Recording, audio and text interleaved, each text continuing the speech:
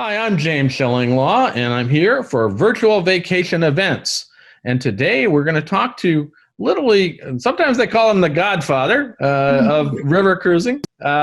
He's seen it from the beginning, and really has developed one of the best companies in river cruising today, AmaWaterways. And we're talking about Rudi Schreiner, who's the president and co-owner and co-founder of AmaWaterways. And you're going to find out about how river cruising developed, where it is today, and especially how it's turned into a luxury product. As obviously the focus of our show, The New Age of Luxury, is on luxury products. So join me with Rudi Schreiner on virtual vacation events. Now, first of all, Rudi, as I've always said, and maybe at some point we'll see each other live, but how are you and where are you? I'm currently at our house in Malibu. Yeah. We are soon starting to travel again. I know. I spent actually most of my time this last year and a half in Malibu. not a bad place. Not a bad place. Not a bad place. No, it wasn't a bad place. I mean, we between Malibu and Westlake Village, so we go from one place to the other. Both places are kind of halfway to our office, so it's not so bad.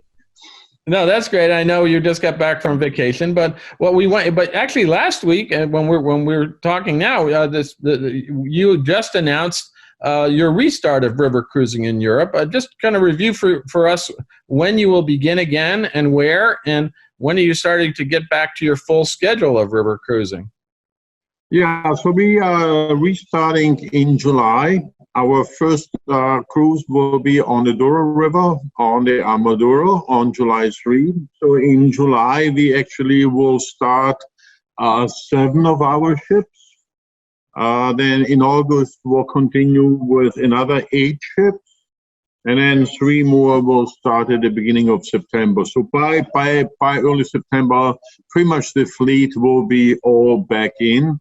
The only ones are really the Mekong, which we are not sure yet when the whole season will start. Plus also our Australian partner APT has 3 of our ships, and because of the travel restrictions out of Australia, they don't know exactly when they will restart. But our fleet by the end of August should be mostly in, and by early September the fleet will be pretty much all in. There might be only one ship we might be laying off from. But that's it. Yeah. So we are very excited about it. And announcements are just changing on a daily basis. Yeah. Yeah, no, absolutely. So, and that includes your newest ship, Magna, which I was lucky enough to be on a couple of years ago. It seems so long ago now. But that's the largest ship, the one you have on the Danube, right? Yes, but it's not our newest one. Since then, we have built another several ships already. And actually what we have here, we have the Ama Lucia and the Ama Siena coming this season. And they will have christening ceremonies on the Rhine River at the end of August. Oh, wow. And then early September, we have the Amadalia starting in Egypt on the Nile. So that's another new ship. That's great. No, that's great news. And you said that you will be on the Nile. That'll be great. That'll be your first one. Now, so with those ships, how many total ships will you have this year? We'll have 25 ships total. That's great. 25, yeah. Actually, I'm wrong. I'm just looking up. We have 26. You got to count a little high. You know, you got so many ships, you don't know how many you have. It's great. Yeah, I mean the Nile ship has not started yet. It's not totally finished, so they're still working on it. But that's going to be number 26. Oh wow, that will be 26. Well, I'm looking forward to that. That's great. Now, and obviously you're going to have a full Christmas market season, I would think, too, this year for the first time in a while. Yes, we will. Yes, we will. Yes. Now let's talk at the topic at hand, luxury river cruising, and kind of your role in developing it. First, let's go back to the beginning. How did you even get into river cruising? And begin your career. I think, if I recall, there's some sort of story where you built a raft or something, or a boat. I mean, when I was 22 years old, yeah, actually, believe it or not, I drove from New York to Peru. Oh, that's a way. And I spent 7 months in the Peruvian Amazon on a raft. Building a raft, it took about 6 weeks to build it. It was on the Rio Huasaga, which is a smaller river on the border to Ecuador in Peru. And so we got in there, spent some time in Iquitos, from Iquitos by barges up the river. Right. And then we built a raft and spent 5 months actually on the raft. Well, it's sort of like a Kon-Tiki story. It sounds like one of the original ones where they'd sail, but in their case, it was on a river, and obviously that sort of took hold, because then your rest of your career. Now, how did that evolve till you started working for a river cruise company? I mean, in Europe I studied architecture and anthropology. When I came to the US, I actually went back to school and got my MBA, and in 1982. I started my first company in Los Angeles, and that was STI, Student Travel International. Okay. Which I sold my interest. I was one-third owner. I sold my interest in 1990, started my second company, Student Tours to Europe, and it was Amadeus International Tours. Okay. And that was right during the Gulf War, and after 2 years I've shut it down because travel was stopped. And there was, parents would not pay for their children to go to Europe anymore, and so on. And in 1992, I joined Love Holidays, which later on became Uniworld. Right. And Love Holidays was mainly motor coach operator for Yugoslavia and Eastern Europe. And with this whole civil war in Yugoslavia and also this Gulf War situation, they shrank from like 60 people down to about 7 or 8. And Serba Ilic hired me to start up new products. And what happened in September 1992 was that the Main-Danube Canal was opened up for the first time. Right. And I was reading an article about it. So one of the 5-6 products I started at Uniworld introducing was also river cruising, with a Dutch ship operator that was Europe Cruise Line, ECL, and with the Blue Danube and the Rhine Princess. So in 92, I put the first programs together. And then what I also did is I put the first long-distance cruise from Amsterdam to Budapest, 14 nights together. Wow. Which was, we chartered the Blue Danube, and it sold out quickly. And that's really from the 5-6 programs. The other things I did is I did Hurtigruten. Yeah, so at that time it was called Norwegian Coastal Cruises. Sure. We did icebreakers from Murmansk to the North Pole. And then we had river ships also in Russia. And then we actually operated cruises on the Amur River in Siberia, on the Amur Star. That lasted for a few seasons. But the river cruising part took off, and Uniworld then slowly developed into a strictly river cruise line. So I stayed at Uniworld from 1992 till 2000, and then I left Uniworld and I opened Viking River Cruises just down the road from Uniworld in Woodland Hills. I lived in Woodland Hills at that time. I left Uniworld with about 15 people and opened Viking River Cruises. And then I left Viking in 2002 and opened my own cruise line, Amadeus Waterways initially, and then AmaWaterways. So you've seen it all. I mean, Uniworld was widely regarded as one of the popularizers of river cruising back in the 90s. As I used to say, it all mostly was viewed as a European product until the 90s, when it really transitioned to becoming a one that was Americanized, if you will.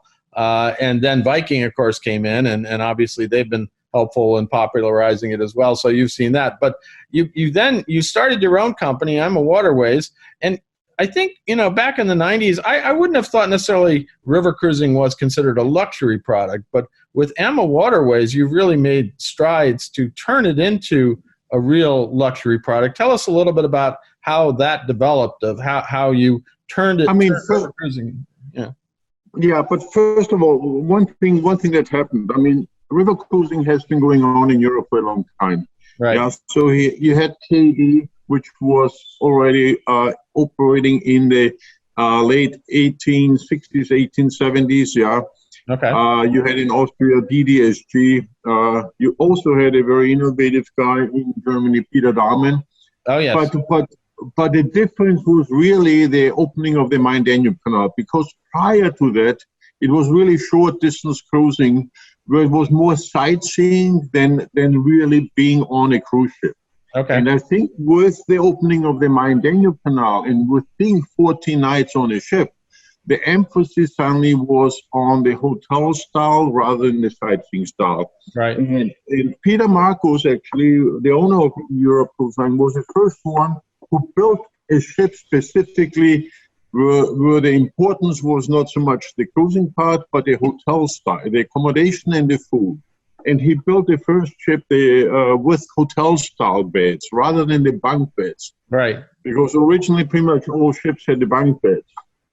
So when at Uniworld already with the Blue Danube, I think it already became a fairly luxurious product, which was then refined more and more. And really at Uniworld, we were the only ones out there. There was not much competition going on. There was nobody else there. Yeah, the competitions then started, really seriously started when I opened Viking. Yeah. And then with AmaWaterways, and then I also, Globus wanted to buy AmaWaterways. I didn't want to sell. So together with Globus, actually, I started Avalon. Okay. And I had an ownership in Avalon. Yeah, and then later on also came Scenic, which chartered initially also from European operators and so on. So slowly more and more cruise lines developed here in the US. And the product got more and more refined. Initially, we only were allowed to cruise with 110-meter ships, which is 366 feet. And then later on, the restrictions were changed to 135 meters or 440 feet. So with that, you also started building larger staterooms. Sure. One thing, when we built our first own ship, I wanted to have computers in every stateroom. I wanted to have excellent Wi-Fi on board, and I also wanted to have bicycles on the ships. Yeah.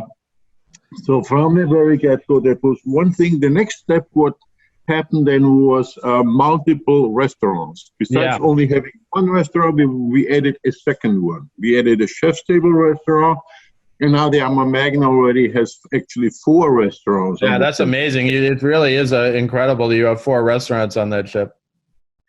Plus, what was also then with the change from the 110 to the 135 meter ship and having more space, we added balconies. So we have our famous twin balcony, so French balcony as well as a full balcony.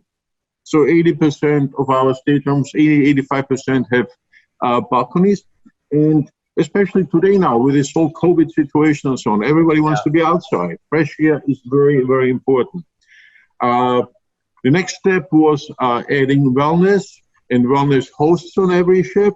Yeah, so what has changed, not only the hardware became more luxurious, but especially the software, the services, the cuisine, the choices of shore excursions. Originally, when we at Uniworld, when you went to a city and you had a motor coach tour in Vienna and you had a motor coach tour in Budapest, today you come to Vienna and you have 4 different options. You can choose this or this or this, a bicycle tour, inside Vienna tour, the regular sightseeing tour, and so on. So it's geared more and more to the individual needs of the guests.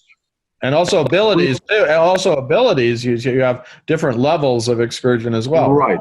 Yeah, we have the slow walkers, the active walkers, the late risers, and so on.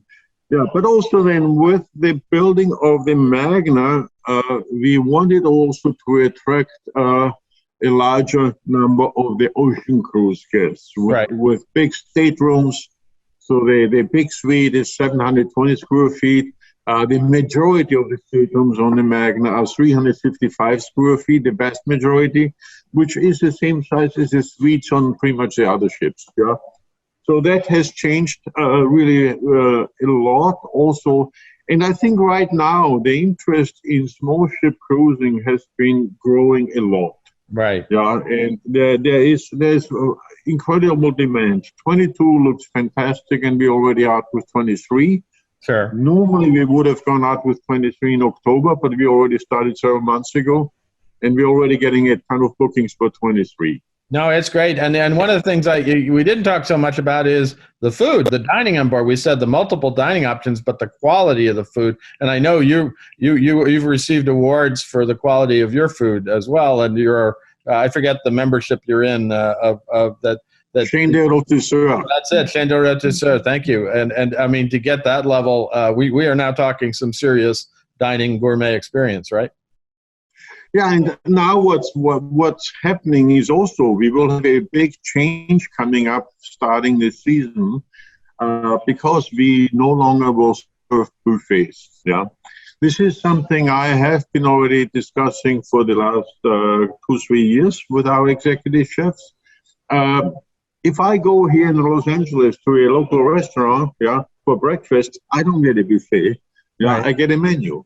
Yeah, and I think there are so many more choices you can offer. So we are going strictly to serving style breakfast, lunch, and dinner. I mean, dinner was always served. There was no buffet. We had lunch. We had menus as well as buffet.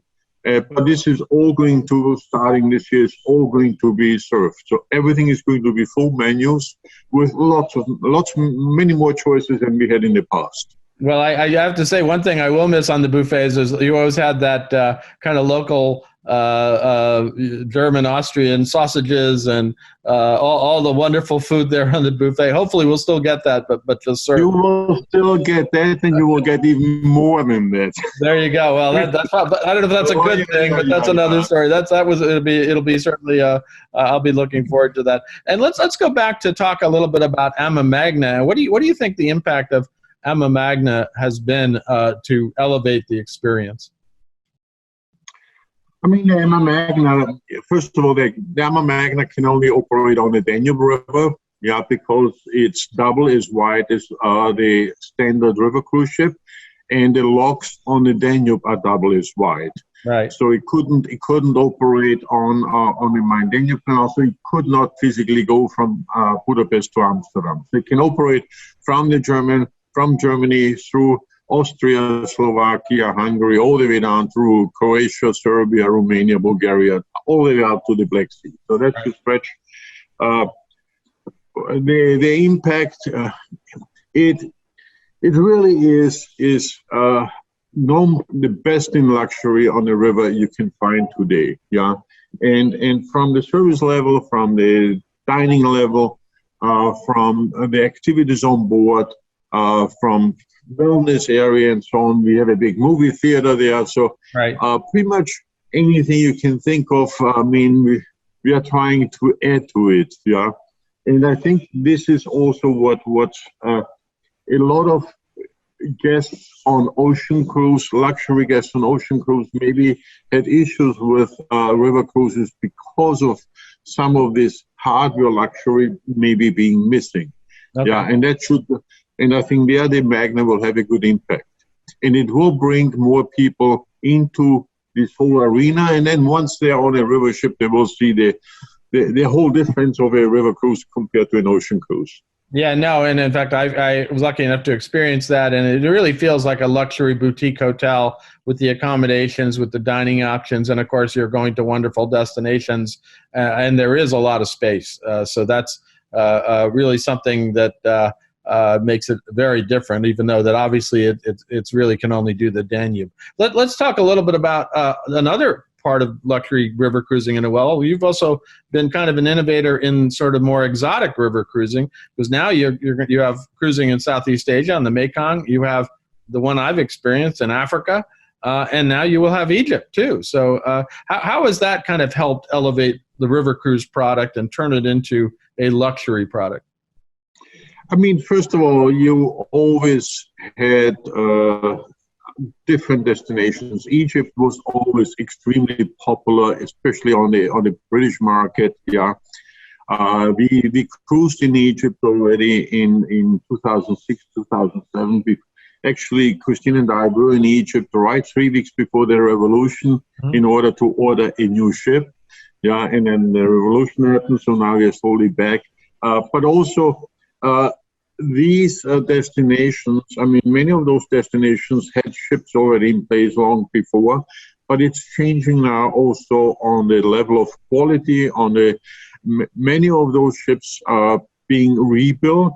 Right. One thing about Egypt, in Egypt you have a limitation of how many ships how many licenses are there.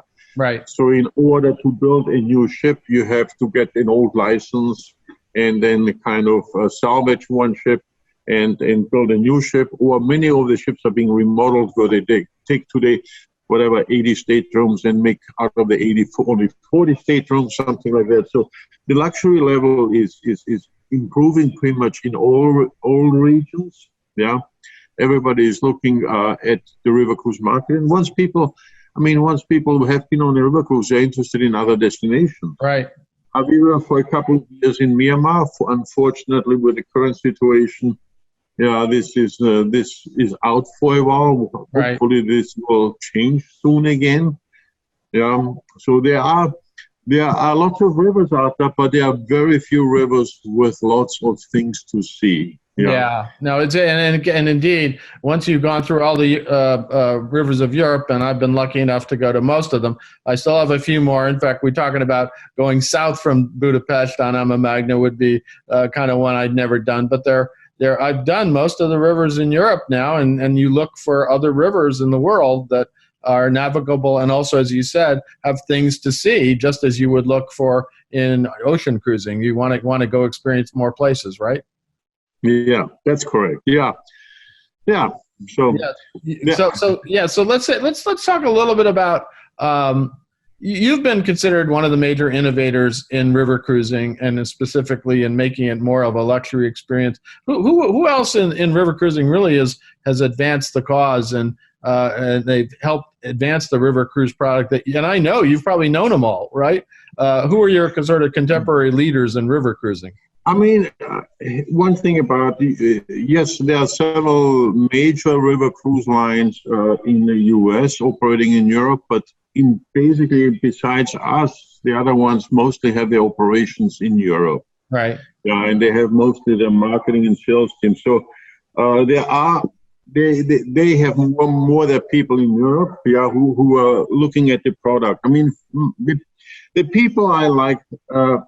Peter Marcus, for me, was the first one, and that's what I mentioned a long time ago at Europe Cruise Line, who designed the first ship for the Main-Danube Canal with hotel-style beds.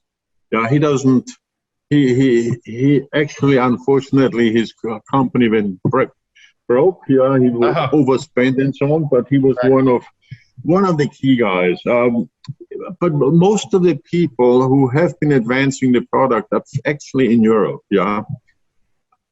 Two names you might not know: Hans Kaufmann, rising from Mittelturger. He has his own agency now. He was part of Viking a long time ago. Robert Strauper, River Advice in Basel.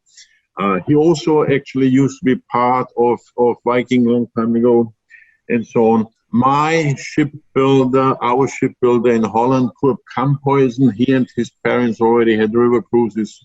Yeah. Big contributors were the Reitsma family. Arno and Robert Reitsma. They're Dutch with an office in Switzerland. They are Skillators.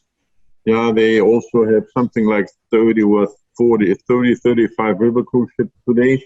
Right. You probably know Wolfgang Lüftner in Austria, in Innsbruck. Yeah, I started building the Amadeus with him, the first one, when I was at Universal. So and then when we started Amadeus Waterways, we actually also got a ship from Wolfgang Lüftner. So he had a major contribution. Yeah, there is an Austrian guy in Basel, Switzerland, who is the operations head of Viking River Cruises. His name is Tony Hoffmann. He used to work with in Russia on the Russian ships. Great guy, really great guy.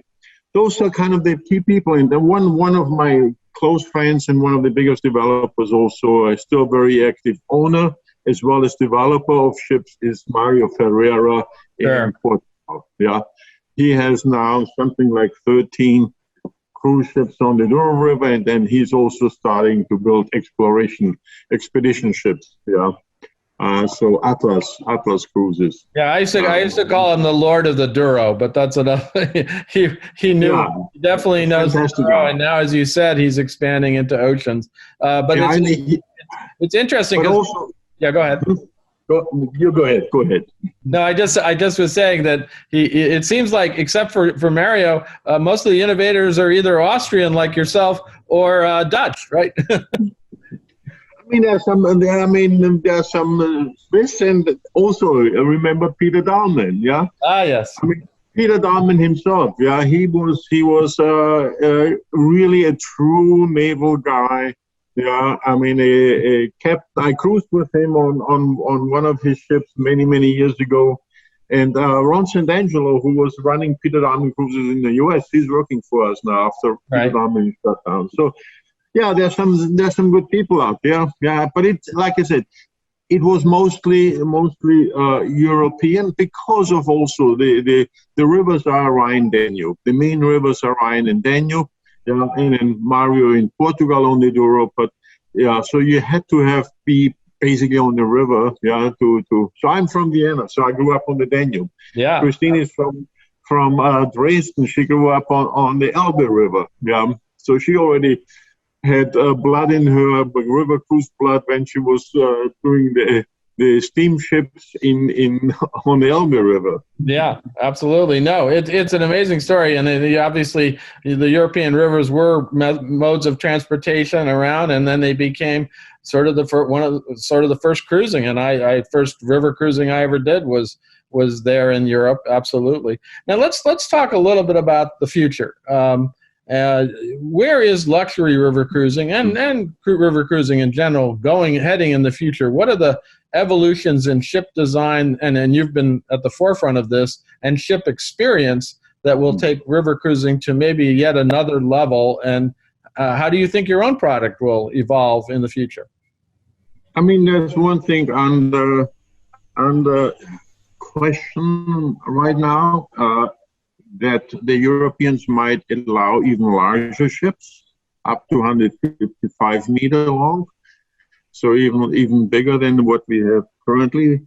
That might be eventually approved. One thing that's happening is also there are going to be very strict restrictions when it comes to pollution, when it comes Right. to so it's going to be a green environment. Yeah, more and more ports require hookup to the local power systems, so you don't run generators when you are docked. Yeah, that's becoming slowly a pretty much standard throughout Europe.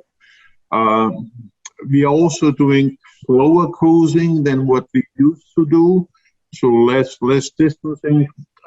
But that also has to do, up until a few years ago, river cruise ships had first right to pass through a lock, and then later on the freighters complained that they had to wait too long, and now it's first come, first served. So it's a little bit slower process, but also it's focused more on the smaller destinations, because when we started at Uniworld, and the first couple of years, it was really the majority of the people went on 2-week cruises. Right.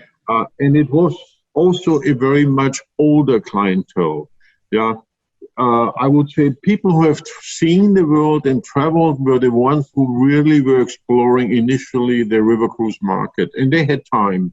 Today, it's a totally different situation. You have a whole lot of younger people. I mean, we have a partnership with Adventures by Disney. We have 75 wine-themed cruises with wine hosts, a very young age group. Yeah, I mean, a lot of people in their 40s on the wine cruises, and so on. So it's changing a lot with Adventures by Disney. We see a lot of children, Sure. who are growing up with river cruising. So the whole situation has changed, and for us now, it's really 95% is 7-night cruises, and maybe 5% is remaining 14 nights or longer cruises. Yes, we put some long cruises together. Yeah, I was going to say, you just introduced, was it 45 days or something like this, which is 40, yeah, a 46 day and a 45 day, because the 46 day was sold out in no time, and then we had a second one, and I think we even have a third one now.